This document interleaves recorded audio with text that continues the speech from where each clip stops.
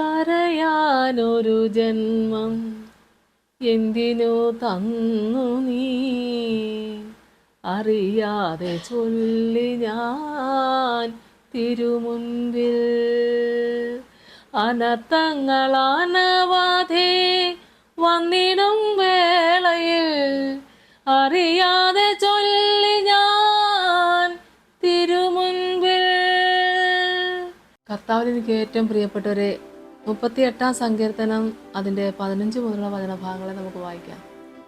യഹോവേ, നിങ്ങൾ ഞാൻ പ്രത്യാശ വെച്ചിരിക്കുന്നു. എൻ്റെ ദൈവമായ കർത്താവെ, നീ ഉത്തരമരുളും.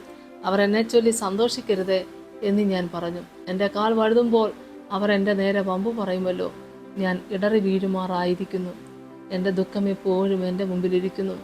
ഞാൻ എൻ്റെ അകൃത്യത്തെ ഏറ്റുപറയുന്നു, എൻ്റെ പാപത്തെക്കുറിച്ച് ദുഃഖിക്കുന്നു. എൻ്റെ ശത്രുക്കളോ ജീവനും ബലവുമുള്ളവർ, എന്നെ വെറുതെ പകയ്ക്കുന്നവർ പെരുകിയിരിക്കുന്നു. ഞാൻ നന്മ പിന്തുടരുകയാൽ അവർ എനിക്ക് വിരോധികളായി നന്മയ്ക്ക് പകരം തിന്മ ചെയ്യുന്നു. യഹോവേ, എന്നെ കൈവിടരുതേ. എൻ്റെ ദൈവമേ, എന്നോട് അകന്നിരിക്കരുതേ. എൻ്റെ രക്ഷയാകുന്ന കർത്താവേ, എൻ്റെ സഹായത്തിന് വേഗം വരണമേ. യേശുവേ സ്തോത്രം. ദൈവമക്കളെ, തിരുവചന ഭാഗങ്ങൾ നമ്മൾ നോക്കുമ്പോൾ, യഹോവേ, നിങ്ങൾ ഞാൻ പ്രത്യാശ വെച്ചിരിക്കുന്നു. എൻ്റെ ദൈവമായ കർത്താവേ, നീ ഉത്തരമരുളും. ഈ ഉറപ്പ് നമുക്കാണ് വേണ്ടത്. പ്രാർത്ഥന ദൈവം കേൾക്കുമോ? നമ്മൾ പ്രാർത്ഥിച്ച കാര്യം നമുക്ക് സാധിക്കുമോ എന്ന ഒരു ചോദ്യം മറ്റൊരു അവിശ്വാസത്തിലിരിക്കുന്നവരോട് ചോദിക്കേണ്ട ദൈവമക്കളെ. വിശ്വസിക്കുന്ന ദൈവമക്കൾ എത്ര കഷ്ടത്തിലാണേലും ദൈവസന്നിധി പ്രത്യാശയുള്ളവരായി നിന്നുകൊണ്ട് പറയണം, പ്രാർത്ഥനയ്ക്ക് ഉത്തരമരുളും. ഹല്ലേലൂയ. എൻ്റെ ദൈവം എനിക്ക് ഉത്തരമരുളുന്നൊരു നല്ല വിശ്വാസം നമുക്കുണ്ടായിരിക്കണം ദൈവമക്കളെ. വിശ്വസിക്കുന്നവർ മാത്രമേ ദൈവമഹത്വം കണ്ടിട്ടുള്ളൂ.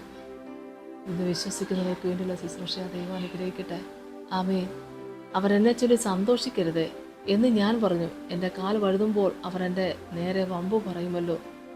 ഞാൻ ഇടറി വീഴുമാറായിരിക്കുന്നു. എൻ്റെ ദുഃഖം എപ്പോഴും എൻ്റെ മുമ്പിലിരിക്കുന്നു. ഞാൻ എൻ്റെ അകൃത്യത്തെ ഏറ്റുപറയുന്നു, എൻ്റെ പാവത്തെക്കുറിച്ച് ദുഃഖിക്കുന്നു. എൻ്റെ ശത്രുക്കളോ ജീവനും ബലവുമുള്ളവർ. ആമേൻ. ദൈവത്തിന് സ്തോത്രം. എൻ്റെ ദുഃഖം എപ്പോഴും എൻ്റെ മുമ്പിലിരിക്കുന്നു എന്നാണ് ദാവീദ് രാജാവ് പറഞ്ഞത്. ശരിയാ ദൈവമക്കളെ, പലപ്പോഴും നമ്മുടെ കൂടപ്പുറപ്പുകളായിട്ട് പല സാഹചര്യങ്ങളിൽ നമ്മുടെ ദുഃഖങ്ങൾ നമ്മളെ പിന്തുടർന്നു വരും. ചിലപ്പോൾ നമ്മുടെ ദുഃഖങ്ങളാകണം നമ്മളെ ദൈവസന്നിധിയിലേക്ക് ഏറ്റവും കൂടുതൽ അടുപ്പിക്കുന്നത്. കർത്താവിൻ്റെ സന്നിധിയിലേക്ക് വരുന്ന ദൈവമക്കളെ, നമ്മുടെ ദുഃഖങ്ങൾ, നമ്മുടെ കണ്ണുനീരിനെ നൃത്തമാക്കി തീർക്കാൻ ഈ ദൈവത്തിന് മാത്രമേ സാധിക്കത്തുള്ളൂ. ഹല്ലേലൂയ സ്തോത്രം. അതുകൊണ്ട് ദുഃഖത്തിലിരുന്നു കൊണ്ട് ഈ ശുശ്രൂഷ കൂടുന്ന പ്രിയപ്പെട്ട ദൈവമക്കളെ, നിങ്ങൾക്ക് ആശ്വാസം ലഭിക്കും. കർത്താവ് നമുക്ക് സമാധാനം തരും. തീർച്ചയായിട്ടും നമ്മുടെ പ്രാർത്ഥനയ്ക്ക് ദൈവം ഉത്തരം തരും എന്ന് നമുക്ക് വിശ്വസിക്കാം. ആമേൻ. നമ്മുടെ മനസ്സിലെ ഈ ദുഃഖങ്ങളൊക്കെ പെരുകുമ്പോഴായിരിക്കും നമ്മൾ മനസ്സിൽ ഓർക്കുന്നത്, നമ്മുടെ കണ്ണുനീരിന് ഒരു അവസാനം ഉണ്ടാവുമോ? അറിയാൻ വേണ്ടി ജനിച്ചതാണോ? എന്തിനാണ് ഞാൻ എൻ്റെ അമ്മയുടെ ഉദരത്തിൽ ജനിച്ചത്? ഇങ്ങനെയൊക്കെ നമ്മുടെയൊക്കെ മനസ്സിൽ തോന്നും. പ്രിയപ്പെട്ട ദൈവമക്കളെ, 23 വയസ്സിൽ എൻ്റെ കർത്താവ് എനിക്ക് കൃപ തന്ന് എൻ്റെ രോഗാവസ്ഥയിൽ നിന്ന് എൻ്റെ കർത്താവിനെ തൊട്ട് സൗഖ്യമാക്കി. എൻ്റെ കർത്താവിൻ്റെ ശബ്ദം കേട്ട് എൻ്റെ കർത്താവിന് വേണ്ടി ഞാൻ എഴുന്നേൽക്കുന്ന ഒരു ദിവസം എന്ന് പറയുന്നത് 1991 ജനുവരി മാസം 9-ാം തീയതി. തലേ രാത്രി വരെ ദുഃഖത്തിലും വേദനയിലും മാത്രമായിരുന്നു. മാനസിക രോഗത്തിനുള്ള ചികിത്സയും ബ്ലീഡിംഗ് എന്ന രോഗത്തിനുള്ള ചികിത്സയും, ജീവിതത്തിൽ ഇനിയൊരു ദുഃഖം ഉണ്ടോ ഇനി അനുഭവിക്കാൻ എന്നോർത്ത് എല്ലാ ദുഃഖങ്ങളും മനസ്സിൽ ഉള്ളിൽ ഒതുക്കിക്കൊണ്ട് രോഗാവസ്ഥയിൽ തന്നെ ഇരിക്കുന്ന എൻ്റെ എല്ലാ പ്രതീക്ഷകളും നഷ്ടപ്പെട്ടു പോയ എൻ്റെ അനുഭവത്തിൽ യേശു കർത്താവിനെ തൊട്ട് സൗഖ്യമാക്കി. ദൈവത്തിന് സ്തോത്രം. അപ്പോഴും ദൈവമക്കളെ, ഞാനും ഓർത്തിരുന്നു, ഈ കർത്താവിൻ്റെ കൃപ ലഭിക്കുന്നതിന് ഏതാണ്ടൊരു മണിക്കൂറുകൾക്ക് മുമ്പ് വരെ ഞാൻ മനസ്സിൽ ഓർത്തു, ഞാൻ എൻ്റെ അപ്പനും അമ്മയ്ക്കും എന്തിനാണ് ജനിച്ചത്? ഇങ്ങനെ ഒരു മകൾ ഉണ്ടാകാതിരുന്നാൽ മതിയായിരുന്നു. എൻ്റെ അമ്മയുടെ ഉദരത്തിൽ വെച്ച് ദൈവമേ, നീ എന്തുകൊണ്ട് എന്നെ എടുത്തില്ല?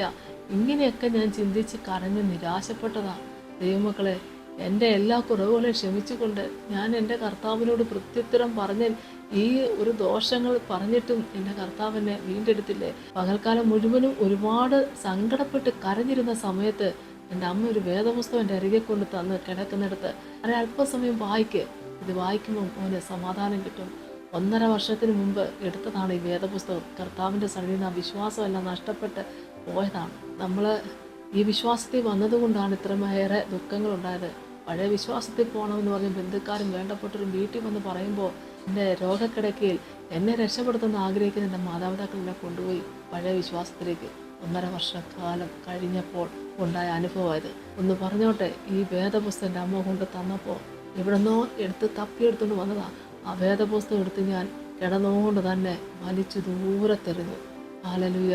അതിൻ്റെ ഓരോ താളുകളും മുറ്റത്ത് പറന്നുപോയി. അത്രമാത്രം മഹാപാവം ഞാൻ ദൈവത്തോട് ചെയ്തു.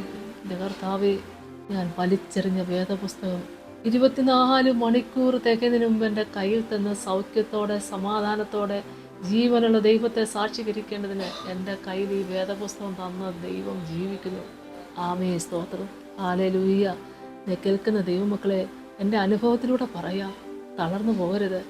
നിങ്ങളുടെ വിശ്വാസത്തിൽ നിന്ന് വ്യതിചലിക്കരുത്. എൻ്റെ ദൈവൻ്റെ പ്രാർത്ഥന കേൾക്കുമെന്നും എൻ്റെ കർത്താവിനിക്ക് ഉത്തരം തരുമെന്നും ഞാൻ ജീവനുള്ള ദൈവത്തിൻ്റെ സന്നിധിയിൽ അനുഗ്രഹിക്കപ്പെട്ട സാക്ഷിയെ തീരുമെന്നും ഇന്ന് തന്നെ വിശ്വസിച്ചുകൊണ്ട് പിന്മാറിപ്പോയ മക്കൾ ആരെങ്കിലും ഇത് ശ്രവിക്കുന്നുവെങ്കിൽ മടങ്ങിവാ എന്ന് വിളിക്കുന്ന കർത്താവിൻ്റെ തിരുസന്നിധിയിലേക്ക് നിങ്ങളുടെ മനസ്സ് പുതുക്കി രൂപാന്തരപ്പെട്ട് യേശു കർത്താവിന് വേണ്ടി ജീവിക്കുക. കർത്താവ് നിങ്ങളെല്ലാവരെയും അനുഗ്രഹിക്കട്ടെ. നമുക്ക് പ്രാർത്ഥിക്കാം. സ്തോത്രം കർത്താവേ, കരുണാസമ്പന്നന്റെ സ്വർഗീയ നല്ല ദൈവമേ, കർത്താവിൻ്റെ തിരുസന്നിധിയിലേക്ക് അടിയങ്ങളെ സമർപ്പിച്ചുകൊണ്ട് പ്രാർത്ഥിക്കുന്നപ്പോൾ ജീവിതത്തിൽ അറിയാതെയും ചെയ്തു പോയ സകല പാപങ്ങളും ദൈവം ക്ഷമിക്കും.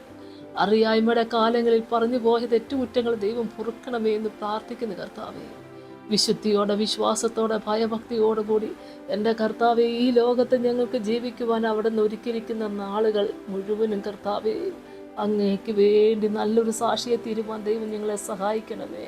ഈ ശുശ്രൂഷയെ പങ്കുചേർന്ന മക്കൾക്ക് വേണ്ടി പ്രാർത്ഥിക്കുന്നു. അങ്ങേ വിട്ടിട്ട് കർത്താവെ പിന്മാറിപ്പോയ മക്കൾ ആരെങ്കിലും ഇത് ശ്രമിക്കുന്നുവെങ്കിൽ എൻ്റെ യേശുവേ, നിൻ്റെ കുഞ്ഞായിരിക്കുന്ന സ്ഥലത്ത് ആ വാഴ്ത്തപ്പെട്ട കരവൊന്ന് തൊട്ട് എൻ്റെ കർത്താവെ നീ വീണ്ടെടുക്കണമേ. ആ മകനെ മകളെ എന്ന് വിളിക്കുന്ന ശബ്ദം ആ കാതുകളിൽ കേൾക്കുവാൻ ദൈവം സഹായിക്കണമേ. സൗഖ്യം കൊടുക്കണേ, സമാധാനം കൊടുക്കണമേ, വീണ്ടെടുപ്പ് കൊടുക്കണേ. പിതാവിൻ്റെ പുത്രൻ്റെ പരിശുദ്ധാത്മാവിൻ്റെ നാമത്തിൽ അപേക്ഷിക്കുന്ന കൃപയോടെ കേൾക്കണമേ. ആമേൻ. യേശുവേ സ്തോത്രം.